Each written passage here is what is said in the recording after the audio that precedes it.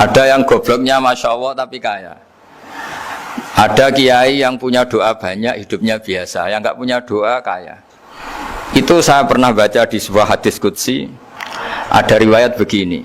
Nabi Musa ketemu Allah ditanya, limadza, kata Allah, kenapa saya memberi rezeki orang yang bodoh? Ahmak itu orang yang bodoh sekali. Kadang tak ciptakan dia jadi orang kaya. Dan yang pintar ekonomi kadang tak ciptakan jadi orang miskin. Si Nabi ini tanya, kenapa ya Allah? Supaya dia tahu yang mengendalikan rezeki itu saya, bukan ilmunya dia, katanya. Jadi banyak orang, misalnya kita yang pintar dipekerjakan orang yang nggak pintar, yang punya pabrik tidak pintar, mengerjakan orang yang pintar. Jadi ya kira-kira agama itu seperti itu. Sehingga dalam kitab beragama itu yang paling ditekankan itu tawadhu. Tawadhu itu merasa sopan atau memang sopan betul. Kalau dalam Ihya disebut, sekiranya Anda tidak bisa tawadhu secara rasa, tawadhulah secara ilmu. Saya ulang lagi ya, sekiranya Anda tidak bisa tawadhu secara rasa, tawadhulah secara apa? Ilmu. Karena ilmu itu akan abadi. Saya beri contoh begini, saya ini kan misalnya kiai di kampung saya atau di kecamatan saya. Saya mungkin bisa merasa hebat karena saya tokoh di sini. Tapi pastikan sebelum ada saya yang bernama Baha ini, agama sudah jalan. Dan di daerah lain yang nggak kenal saya juga agama sudah jalan. Betapa tidak pentingnya saya di kawasan-kawasan yang nggak butuh saya atau di era yang sebelum ada saya. Nah, dengan ilmu seperti itu orang pasti tawadhu karena dia tahu daerah yang nggak ada saya ternyata ya ada masjid, ada agama. Periode yang sebelum ada saya juga agama jalan. Sehingga kita tidak kumo luhur, wah kalau nggak ada saya agama nggak jalan. Zaman Wali Songo tidak ada saya agama ya jalan. Ekonomi juga gitu. Kalau Anda pakar ekonomi yang mensejahterakan rakyat, cara tawadhu itu kalau nggak bisa dengan rasa, dengan ilmu. Sebelum ada kamu banyak orang kaya, banyak orang yang nggak kenal kamu juga kaya. Banyak periode yang saat itu udah ada Anda juga kaya. Berarti Anda ini tidak siapa-siapa. Makanya saya pernah didatangin seorang profesor. Ini kisah nyata. Gus, sebetulnya saya dengan bapak saya itu pinter mana? Bapak saya itu tidak tamat SD, tapi saya bisa profesor. Saya ini profesor, anak saya naik kelas saja sudah senengnya bukan main. Artinya ini orang bodoh bisa menciptakan orang pinter. Yang orang pinter kesulitan menciptakan orang pinter lagi. Nah, kalau kita tidak bisa tawadhu secara rasa, tawadhulah secara ilmu. Ikhlas juga gitu. Saya sering ngajarkan ikhlas di beberapa kesempatan ngaji. Kalau Anda tidak bisa ikhlas secara rasa, ikhlaslah secara ilmu. Pasti bisa, bukan mungkin bisa, pasti bisa. Secara ilmu. Makanya di Quran disebut fa'lam annahu la ilaha illallah. Ilmu, fa'lam itu dari kata ilmu.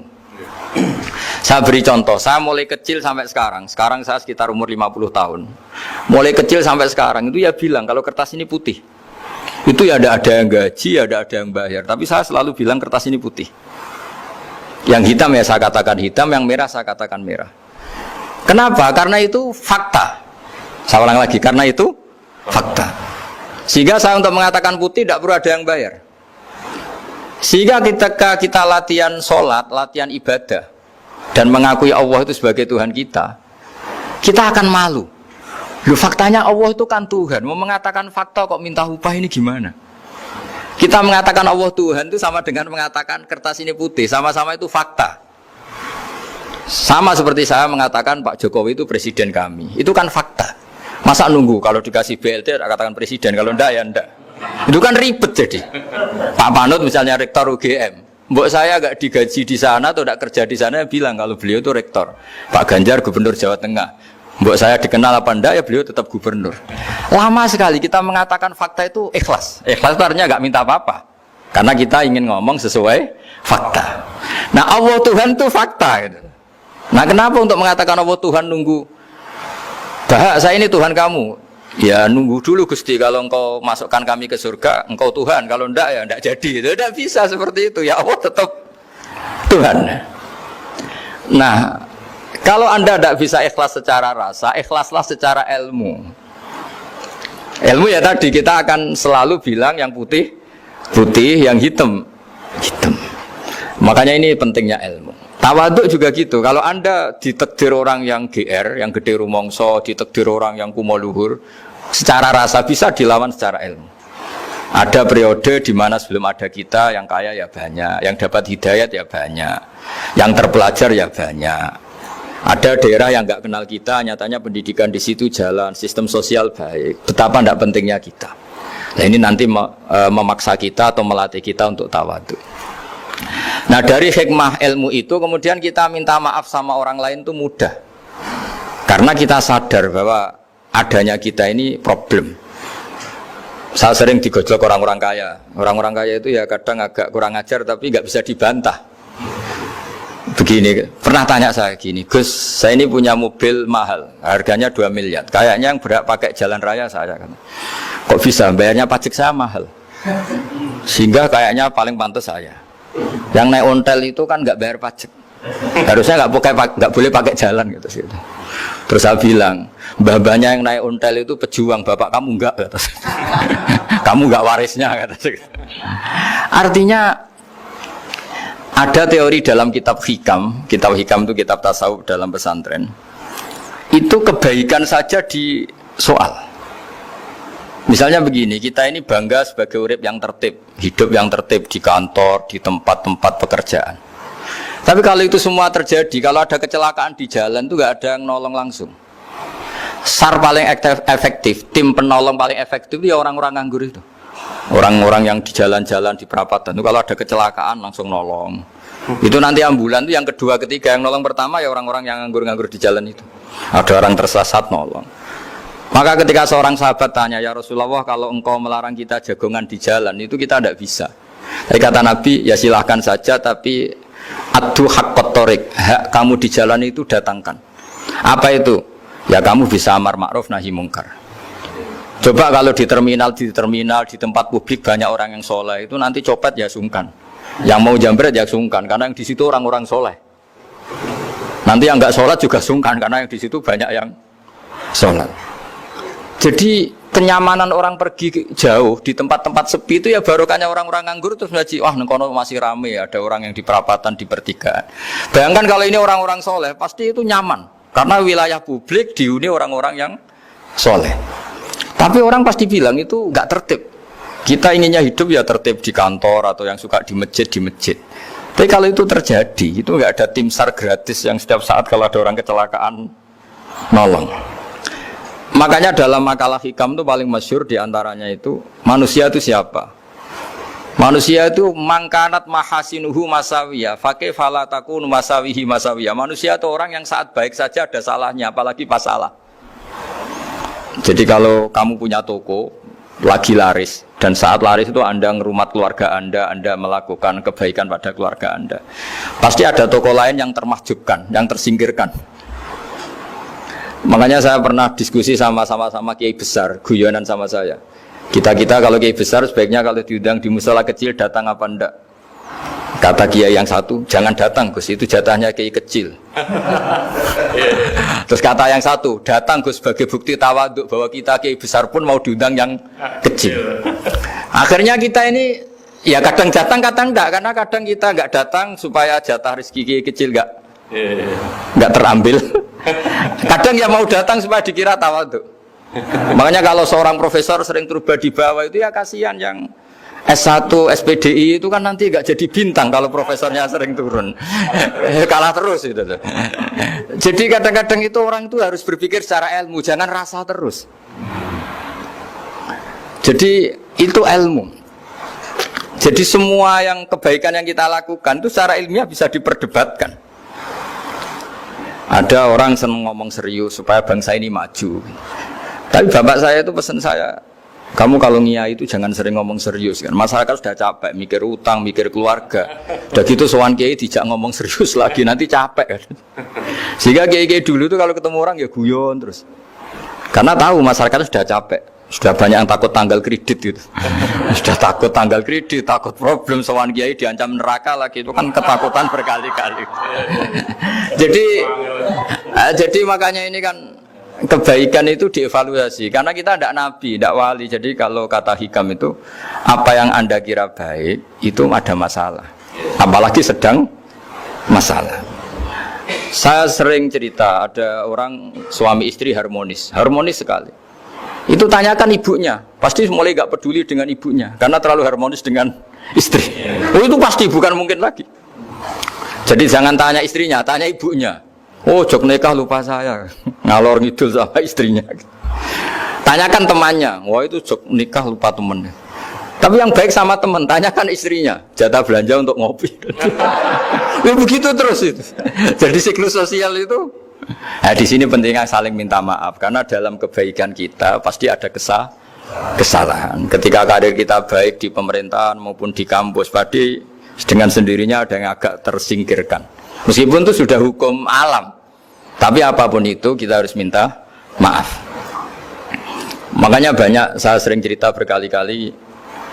Dulu itu ada 2 nabi yang seangkatan. Itu luar biasa debat ilmiahnya, tapi debat baik. Mulai dulu ya ada polemik itu ya mulai dulu ya ada. Yang Nabi Yahya itu suka berkawan orang-orang soleh. Kalau ditanya kenapa kamu berkawan orang-orang soleh, ya enak lah karena berkawan orang soleh. Yang Nabi Isa sering berkawan orang-orang yang nggak jelas. Ditanya kenapa anda suka berkawan orang-orang yang nggak jelas, innama ana tabibun udawil mardo. Nabi dan kiai itu ibarat dokter, ya tentu menyembuhkan yang sakit. Kalau anda seorang dokter pasti neliti daerah-daerah pandemi, masa neliti daerah sehat? Nah, jadi dulu bapak wasiat ke saya gitu, kowe nak jadi kiai kok bengkel, jadi kiai itu kayak bengkel, kalau nggak siap dadani orang nggak jelas ya jangan jadi kiai kan. Itu ya, tapi kan masalahnya kita sendiri solehnya pas-pasan, takut terkontaminasi. Jadi yang jelek bukan jadi baik, kita yang baik jadi jelek. Nah itu kan mulai dulu ya polemik, sejauh mana kita punya kekuatan untuk tidak terpengaruh yang negatif. Yang negatif terpengaruh kita menjadi positif. Jadi ini cerita-cerita sawalan bahwa dalam kebaikan kita itu ada kesalahan. Maka kita tetap istighfar, tetap saling minta maaf. Dulu bapak saya kalau diceritain ada seorang kiai sampai sepuh jadi imam masjid, istiqomah sekali. Dulu bapak saya itu guyu. Ya istiqomah, tapi wong liya terus ra iso dadi kader. Jadi calon-calon kiai ini sudah putus asa karena nggak pernah punya kesempatan jadi imam. Jadi di balik istiqomah itu ya ada memahjubkan orang lain. Makanya alhamdulillah di Indonesia itu ada pegawai pensiun. Kalau enggak habis itu. Karena yang anyar-anyar itu mesti ini kurang pengalaman, ini kurang senior. Tapi barokahnya ada pensiun kan gantian. Tapi masalahnya di dunia kiai itu udah ada pensiun. Tambah sepuh tambah mantap, tambah sepuh tambah mantap. Nah itu sebaiknya ya mulai mundur-mundur sedikit dari imam masjid itu. Ya nyari-nyari yang lain lah supaya ada kaderisasi, ada. Jadi intinya itu di balik kebaikan yang kita lakukan pun itu ada masalah sehingga kita butuh istighfar. Di sini pentingnya dawuhnya para wali-wali, dulu ada istilah wastighfaruna yahtaju ilal istighfar. Ketika kita minta maaf, sebetulnya minta maaf sendiri itu butuh minta maaf lagi. Minta maaf lagi itu butuh minta maaf lagi. Misalnya saya dengan Mas Hilmi ini akrab, pernah pakai uangnya misalnya. Itu kadang kita bayar itu malah tersinggung, kok kayak orang lain saja bayar. Minta maaf juga gitu. Kalau kamu punya teman akrab, terus minta maaf resmi itu tersinggung. Kayak wong liya ae jaluk sepuro. Jadi kadang jaluk sepuro itu malah masalah. Itu kan sama, kamu punya teman akrab terus kalau mau main, assalamualaikum, saged masuk napa boten? Angsal boten. Boleh enggak main? Itu mesti teman kamu tersinggung. Kok kayak orang lain saja. Artinya ketika Anda merasa benar karena protokoler ketika masuk ke teman, ternyata itu salah. Teman kamu maunya enggak protokoler karena sudah akrab. Tapi ketika kita merasa akrab, ternyata selonang-selonang dianggap problem, kita tidak pernah tahu. Nah di sini kata ulama-ulama, minta ampun itu kebutuhan manusia karena dalam kebaikan kita pasti ada kesalahan. Makanya disebut wastighfaruna yahtaju ilal istighfar. Kita selalu diajari Rabbana dzalamna anfusana, ya Allah kita ini selalu mendolimi diri kita sendiri. Jadi saat kita baik pun ada unsur kesalahan. Yaitu tadi, kalau Anda jadi orang pasti ada yang termahjubkan. Kalau Anda kiai besar atau profesor atau pejabat turun ke bawah, Ya kalau gubernur turun terus ya bupati gak jadi bintang kan. Kalau saya kiai besar misalnya turun terus ya kiai kampung itu ya kasihan. Musa pernah diundang Manakipan tidak datang itu kiai kecil bilang matur nuwun Gus gak teko. Aduh iwake gak untuk saya katanya. Barokahnya saya ada itu lucu ya matur nuwun betul. Matur nuwun Gus jenengan gak dugi jadi. Akhirnya jatah besarnya untuk saya. Nah, tapi yang punya rumah komplain. Gus tak udah nggak tahu teko PP aku wong cilik. Aduh. Nah ini saya harus mendahulukan versi Soibul Bait yang punya rumah apa versi Kiai yang termahjubkan. Artinya pilihan apapun saya harus istighfar karena ada saja unsur salahnya. Ya makanya ini kan makanya ya saya minta UGM juga saya sering undang saya terus nanti dikira karena kampus besar Gus Bak mau juga keliru lagi. Kalau 1-2 kali mungkin boleh, kalau keseringan ya gak boleh. Nanti itu dikira saya maunya hanya sama kampus besar, padahal saya sama RT ya sering datang juga. Nah ini yang terakhir saya bacakan teks otoritatif sebagaimana janji saya. Kata Rasulullah SAW di sebuah hadis. Ini terakhir nanti supaya nggak lama-lama saya juga punya wadhifah. Ada orang itu punya hutang. Hutang itu ya hutang, memang hutang. Singkat cerita orang itu tidak bisa bayar sampai akhirat. Dan aturannya Allah orang yang punya hutang tidak bisa bayar ini harus diaudit, harus diselesaikan di akhirat. Kalau tidak bisa diselesaikan di dunia, diselesaikan di akhirat. Walhasil akhirnya di akhirat itu ditagih dan tidak mampu bayar. Karena di akhirat sudah tidak ada kredit, tidak ada ATM, tidak ada apa saja. Terus kata Allah solusinya kebaikan kamu dikasihkan yang ngutangi. Ternyata kebaikan dia tidak cukup juga. Bayarnya apa? Kejelekan yang ngutangin dikasihkan yang utang. Kayak apa celakanya? Kebetulan yang ngutangi salahnya banyak, ini kan repot.